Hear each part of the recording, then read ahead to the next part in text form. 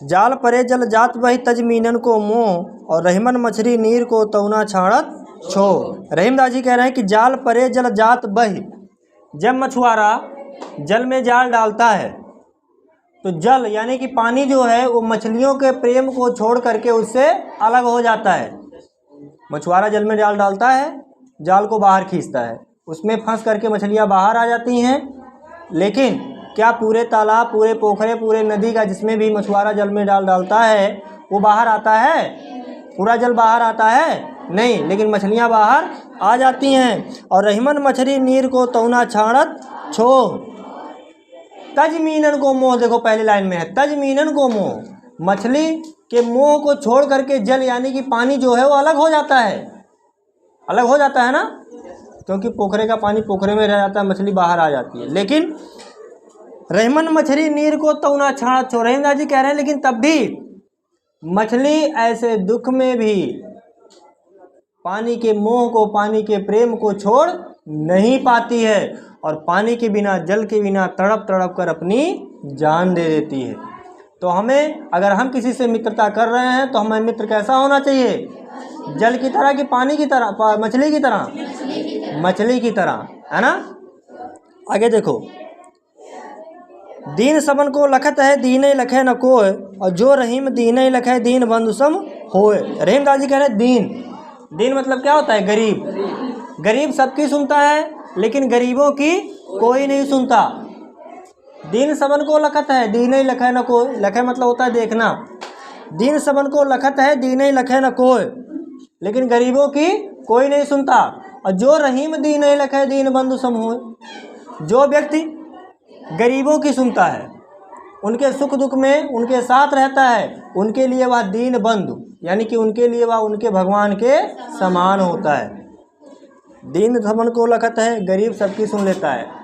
गरीब को कोई भी बुलाए तो वह सबके यहाँ हाजिर हो जाता है उसका काम करने के लिए, बेशक उसका शरीर छीन रहे लेकिन वह पहुँच जरूर जाता है।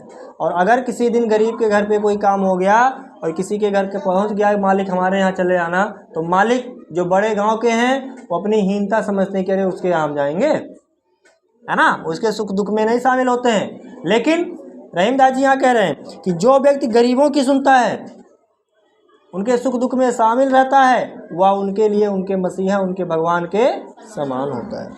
आगे देखो 8वां, प्रीतम छवि नयनन बसी पर छवि कहाँ समाए, और भरी सराय रहीम लखपति का आप फिर जाए। रहीमदास जी कह रहे हैं कि प्रीतम हमारे ईश्वर की, हमारे भगवान की, हमारे प्रियतम की छवि, उनकी भक्ति, उनका दृश्य हमारे नेत्रों में बस गया है। ठीक है, हमें उनसे प्रेम हो गया, उनकी छवि, उनका चेहरा हमारे नेत्रों में बस गया है, पर छवि कहाँ समाए। किसी और का छवि, किसी और की दृश्य अब हमें अच्छी नहीं लगती, हमारे नेत्रों में समाने के लिए स्थान नहीं है। और भरी सराय रहीम लखपति के आप फिर जाए। जिस प्रकार से भरी हुई सराय को देख करके, सराय मतलब होता है यात्रियों के ठहरने का स्थान। आप लोग कहीं जाते हैं, रोडवेज रेलवे स्टेशन पर ऐसे बना होता है यात्री विश्रामालय, है ना। अगर आप वहाँ जाओ और देखो कि पूरा कमरा, पूरा सराय भरा हुआ है, तो आप वहाँ फिर उसमें घुसेंगे नहीं, वहाँ से वापस चले आएंगे। वही रहीमदास जी कह रहे हैं कि जिस प्रकार से भरी हुई सराय को देख करके पथिक यानी कि राहगीर अपने आप वहाँ से चला जाता है, ठीक उसी प्रकार से हमारे इन नेत्रों में जिनको रमना था, जिनको बसना था, वो बस गए हैं। इसमें किसी के लिए कोई स्थान अब नहीं है। क्यों कह रहे? क्योंकि ये ललकार के कह रहे हैं, आप लोगों के सामने कह रहे हैं, इनको सच्ची भक्ति हो गई थी ईश्वर से, ईश्वर से सच्चा प्रेम हो गया था, शाश्वत प्रेम हो गया था, सच्ची भक्ति हो गई थी, तब ये कह रहे हैं। आज के कलयुग में भी कभी किसी को सच्ची भक्ति हो सकती है? नहीं। यहाँ हम दो, हमारे हजार ईश्वर हैं। एक शंकर भगवान से अगर मनौती मांगे पूरा नहीं हुआ तो काली जी के यहाँ पहुँच गए, उनसे मनौती नहीं पूरा हुआ तो दुर्गा जी के यहाँ पहुँच गए, उनसे मनौती नहीं हुआ तो बजरंग बली के यहाँ पहुँच गए, है ना। इतने देवी देवता हैं कि उन्होंने कोई तो पूरा करेगा। जब तक हमारा मन स्थिर नहीं रहेगा, ठीक है, माया मोह की दुनिया से हटेगा नहीं, तब तक हमें कुछ भी, कभी, कहीं भी किसी चीज़ की शांति नहीं होगी। मनुष्य पूरी जिंदगी धन के पीछे भागता है, तब तक भागता है जब तक उसका निधन नहीं हो जाता, तब तक वो धन के पीछे भागता है। माया ऐसी चीज़ है। आगे देखो, रहीमन धागा प्रेम का मत तोड़े चटकाए, और टूटे से फिर ना जुड़े जुड़े गांठ पर जाए। रहीमदास जी कह रहे हैं कि ऐ इंसान से इंसानियत का जो प्रेम रूपी धागा होता है, इंसानों के बीच का जो संबंध होता है, इंसानियत होती है, उसको किसी के बहकावे में पड़ के, किसी के तोड़ने से, झटके में तोड़ना नहीं चाहिए, झटके में संबंध खत्म करना नहीं चाहिए। क्योंकि अगर मन से एक दूसरे के प्रति संबंध चला गया, इंसानियत चली गई, तो वो दोबारा जुड़ने वाली नहीं है। अगर कोई धागा आप झटके से तोड़ो टूट जाता है, अगर उसको फिर पुनः जोड़ो ऐसे तो जुड़ेगा, आपको गांठ बांधना पड़ता है। और जो भी उस धागे को देखेगा क्या कहेगा कि ये धागा कभी टूटा था। दो लोग कितने भी सच्चे मित्र क्यों ना हो, अगर एक बेर बीच में खटपट आ गई तो दोबारा अगर वो मिल भी रहे हैं तो उनमें अनबन रहेगा, एक दूसरे के प्रति दोनों सचेत रहेंगे कि हमारे साथ एक बार ऐसा किए हैं, क्या पता फिर आगे करते, है ना। वही कह रहे हैं कि टूटे से फिर ना जुड़े जुड़े गांठ पर जाए। टूटने से दोबारा जुड़ता नहीं है, अगर जुड़ भी जाता है तो उसमें गांठ पड़ जाती है। आगे देखो रहीमदास जी कह रहे हैं, कदली सीप भुजंग मुख स्वाति एक गुण तीन, और जैसी संगति बैठी है तय सोई फल दीन। 10वां नंबर, कदली मतलब होता है केले का वृक्ष, सीप मतलब होता है सीप जो तालाबों में पोखरों में पाया जाता है, और भुजंग मुख का मतलब होता है सर्प, सर्प का मुख, है ना। भुजंग मतलब होता है क्या, सर्प मुख। कहते नहीं है अरे शाम देखे तू काला भुजंग रहा, है ना, तो वही भुजंग मतलब होता है सर्प। रहीमदास जी कह रहे हैं,